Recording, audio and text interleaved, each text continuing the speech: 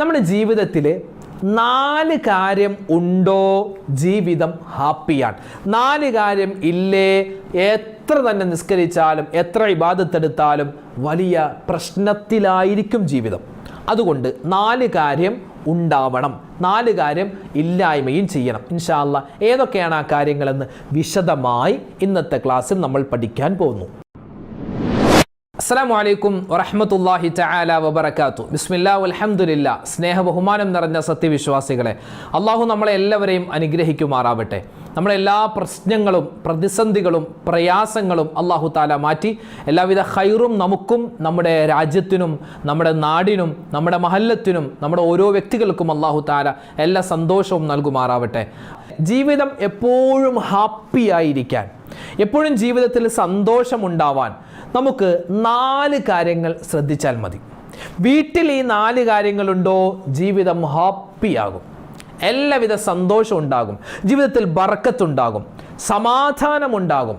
സമാധാനം ആഗ്രഹിക്കാത്തവരാരാ ഉള്ളത്? ആരുമില്ല. എല്ലാവരും സമാധാനം ആഗ്രഹിക്കുന്നു അല്ലേ? കുടുംബത്തിലും നമ്മുടെ വീട്ടിലും നമ്മുടെ കച്ചവടത്തിലും നമ്മുടെ ആരോഗ്യം നമ്മുടെ സമ്പത്ത് എല്ലാത്തിലും സമാധാനം ഉണ്ടാവാനാണ് ഞാനും നിങ്ങളൊക്കെ പരിശ്രമിക്കുന്നത്. അതിനുവേണ്ടിയാണ് നമ്മൾ കഷ്ടപ്പെടുന്നത് അല്ലേ? അപ്പോൾ ഇൻഷാ അല്ലാഹ് നമ്മൾ ഇന്ന് പറയാൻ പോകുന്ന 4 കാര്യങ്ങൾ ശ്രദ്ധിച്ചാൽ നമ്മുടെ വീട്ടിൽ സമാധാനം ഉണ്ടാകും. തംബീഹുൽ ഗാഫിലീൻ എന്ന് പറയുന്ന ഒരു കിതാബുണ്ട്. ആ കിതാബിൽ മഹാനായ അബൂ ലൈസു സമർഖന്ദി റഹ്മത്തുള്ളാഹി അലൈഹി 4 കാര്യങ്ങൾ പറഞ്ഞു തരുന്നു. അർബഅത്തുൻ ഇല്ലാ സഅദ ഫീഹ്. 4 കാര്യങ്ങൾ, ആ 4 കാര്യങ്ങൾ ഉണ്ടെങ്കിൽ ജീവിതം വിജയിക്കും. 4 കാര്യങ്ങളില്ലേ ജീവിതത്തിൽ വലിയ പ്രശ്നമായിരിക്കും. അതുപോലെ ജീവിതത്തിൽ ഒരു ഹാപ്പിയും ഉണ്ടാവില്ല. ഒന്നാമത്തെ കാര്യം, മല്ലാ യഖൂലു സ്വലാത്തു വസ്സലാമു അലാ റസൂലില്ലാഹി സ്വല്ലല്ലാഹു അലൈഹി വസല്ലം. ഒന്നാമത്തെ കാര്യം, നബി സല്ലല്ലാഹു അലൈഹി വസല്ലം തങ്ങളുടെ പേര് പറയപ്പെട്ടിട്ട് ആ പേര് കേട്ടിട്ട് സ്വലാത്ത് ചൊല്ലാത്തവൻ ആരുണ്ടോ അവൻ്റെ ജീവിതത്തിൽ ഒരു സന്തോഷവും ഉണ്ടാവില്ല എന്ന് നമുക്ക് മഹാനവറുകൾ പറഞ്ഞു തരുകയാണ്. ചില ആളുകളുണ്ട് ഭയങ്കര നിസ്കാരക്കാരാ, ഭയങ്കര സ്വതക്ക് കൊടുക്കുന്ന ആളാ, പക്ഷെ മുത്ത് റസൂലിൻ്റെ പേര് കേൾക്കുമ്പോൾ സ്വലാത്ത് ചൊല്ലൂല.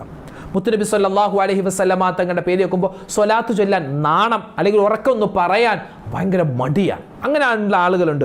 അവർക്ക് എന്താണ് ജീവിതത്തിൽ വലിയ പരാജയം, ഒരു സന്തോഷമില്ലായ്മയായിരിക്കും. അല്ലാഹു കാത്ത് രക്ഷിക്കട്ടെ. ഇന്നല്ലാഹ വമലായികതഹു യുസല്ലൂന അലൻ നബി യാ അയ്യുഹല്ലദീന ആമനൂ സ്വല്ലൂ അലൈഹി വസല്ലിമൂ തസ്ലീമാ.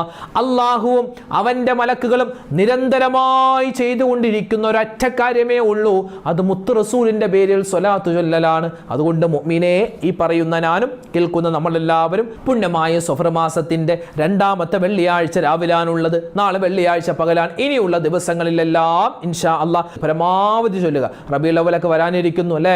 റബീഉൽ അവ്വൽ വരാനിരിക്കുന്നു. പല കുട്ടികളും നമ്മുടെ മദ്രസയിലെ കുട്ടികളൊക്കെ ഇപ്പോൾ റബീഉൽ അവ്വലിൻ്റെ റിഹേഴ്സൽ, പ്രസംഗം, പാട്ട്, സംഭാഷണം, അതുപോലെ തന്നെ അറബി പ്രസംഗം, ഇംഗ്ലീഷ് പ്രസംഗം, ഉറുദു പ്രസംഗം, അതുപോലെ ഖുർആൻ പാരായണം, അതുപോലെ മദ്ഹ് ഗാനങ്ങൾ, സംഘമായിട്ട് കൂട്ടമായിട്ട് പാടുന്ന ഗ്രൂപ്പ് ഗാനങ്ങൾ, അതിനൊക്കെ ഇപ്പോൾ എന്താ റിഹേഴ്സലാണ് പല മദ്രസകളിലൊക്കെ. ദഫ് മുട്ടുണ്ട് അല്ലെ? അൽഹംദുലില്ലാ.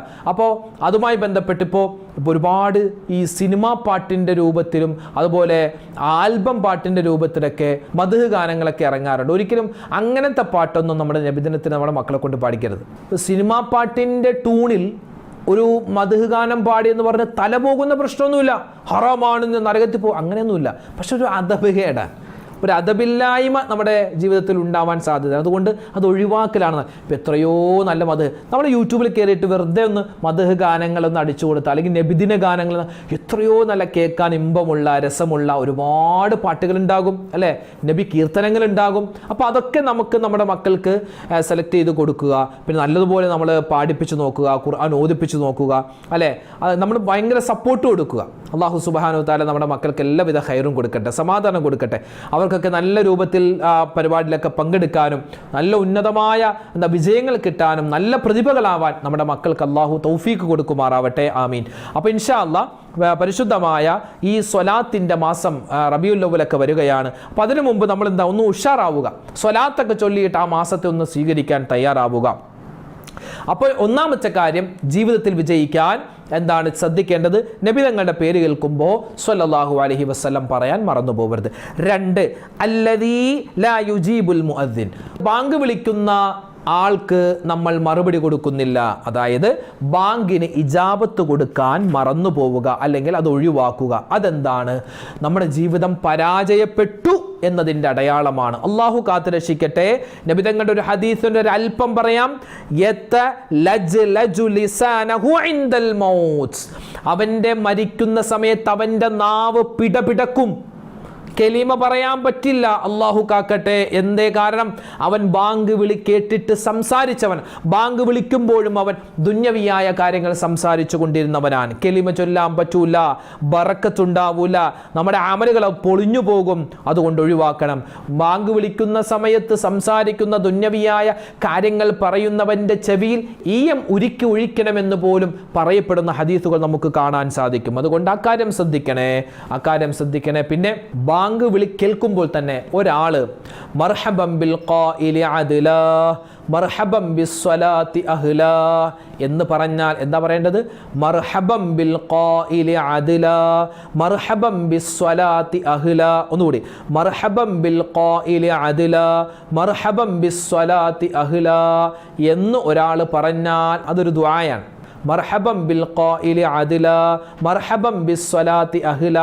ആ ഒരു വാക്യം പറഞ്ഞാൽ അവൻ്റെ കഴിഞ്ഞുപോയതും വരാനിരിക്കുന്നതുമായ പാപങ്ങൾ അല്ലാഹു പൊറുക്കുമെന്ന് മുത്തുനബി മുഹമ്മദ് മുസ്തഫ സല്ലല്ലാഹു അലൈഹി വസല്ലമ തങ്ങൾ പറഞ്ഞതായി നമുക്ക് ഇമാമിയങ്ങൾ പഠിപ്പിച്ചു തരുന്നുണ്ട്. ഇത് ഇആനത്തു ത്വാലിബീൻ നമുക്ക് കാണാൻ പറ്റുന്നതാണ്. അതുകൊണ്ട് എൻ്റെ മുഅ്മിനീങ്ങളെ ഈ കാര്യം മറന്നു പോവേണ്ട. മർഹബൻ ബിൽ ഖായിലി അദ്ലാ മർഹബൻ ബിസ്സലാത്തി അഹ്ലാ. ബാങ്ക് വിളിക്ക് ഇജാബത്ത് കൊടുക്കണം. അല്ലാഹു അക്ബർ അല്ലാഹു അക്ബർ കേൾക്കുമ്പോൾ നമ്മളും പറയുക അല്ലാഹു അക്ബർ അല്ലാഹു അക്ബർ, അഷ്ഹദു അല്ലാ ഇലാഹ ഇല്ലല്ലാഹ് അഷ്ഹദു അല്ലാ ഇലാഹ ഇല്ലല്ലാഹ് അഷ്ഹദു അന്ന മുഹമ്മദ് റസൂലുള്ളാഹ് അഷ്ഹദു അന്ന മുഹമ്മദ് റസൂലുള്ളാഹ് ഹയ്യ അലസ് സ്വലാ. അപ്പോൾ നമ്മൾ എന്ത് പറയണം?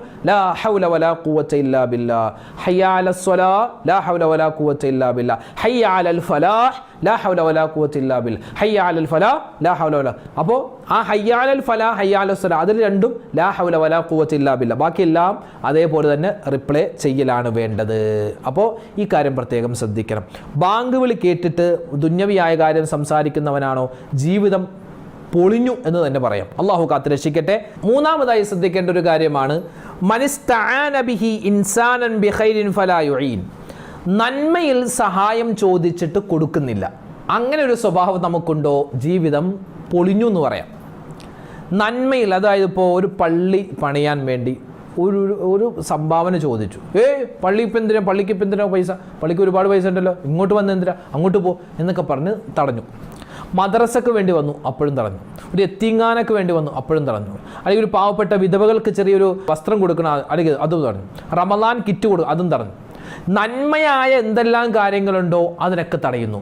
ഒരു സിനിമാ തിയേറ്റർ പണിയുന്നു, എന്നാ പിടിച്ചോ എൻ്റെ വകയായിട്ട്. ഒരു ക്ലബിൻ്റെ ഉദ്ഘാടനം നടക്കുന്നു, എൻ്റെ വകയായിട്ട് പൈസ. അല്ലെങ്കിൽ ഗാനമേള നടക്കുന്നു, അതിൻ്റെയൊക്കെ എൻ്റെ ഒരു സംഭാവന. ദീനല്ലാത്ത കാര്യങ്ങൾക്ക് സഹായിക്കും, ദീനിയായ കാര്യങ്ങൾക്ക് സഹായിക്കില്ല. അങ്ങനെ ഒരു സ്വഭാവമുണ്ടോ? നീ തലകുത്തി മറിഞ്ഞിട്ട് നിസ്കരിച്ചിട്ടും ഒരു കാര്യമില്ല. കാരണം അള്ളാഹുവിന് പൊരുത്തപ്പെടാത്ത രൂപത്തിലാണ് നിൻ്റെ പൈസ പോകുന്നത്. ജീവിതത്തിൽ ഹാപ്പി എന്ന് പറഞ്ഞ സാധനമേ ഉണ്ടാവില്ല. ദുന്യാവിൽ ഒരുപാട് സന്തോഷം ഉണ്ടാവും, പക്ഷേ യഥാർത്ഥ ജീവിതം ആഖിറമാണ്. അവിടെ യാതൊരു സന്തോഷവും സമാധാനവും ഉണ്ടാവില്ല എന്ന് നമുക്ക് കിതാബിൽ കാണാം. 4, നിസ്കാരത്തിന് ശേഷം മല്ലാ ദുആ ബഅദ സ്വലാ. നിസ്കാരത്തിന് ശേഷം സ്വന്തമായിട്ടും ദ്വാരക്കുന്നില്ല, അതുപോലെ തന്നെ അവിടെ ഉസ്താദുമാരെ ദ്വാരക്കുമ്പോൾ അതിലും പെടൂല. നിസ്കാരം ഉടൻ തന്നെ എഴുന്നേറ്റ് പോകും. സ്വന്തമായിട്ടൊരു സ്വന്തം കാര്യം പറയോ അതില്ല. എന്നാൽ എല്ലാവരും കൂടിയിരുന്ന് നിൽക്കുമ്പോൾ ദുആയിൽ ആമീൻ പറയോ അതുമില്ല. നബി സല്ലല്ലാഹു അലൈഹി വസല്ലം തങ്ങൾ പറഞ്ഞു 2 സമയത്തുള്ള ആ ദുആ അള്ളാഹു വേഗത്തിൽ സ്വീകരിക്കും. ഒന്ന് അർദ്ധരാത്രി, അല്ലേ, അർദ്ധരാത്രി എഴുന്നേറ്റിട്ട് ദുആ ചെയ്താൽ അള്ളാഹു വേഗത്തിൽ സ്വീകരിക്കും.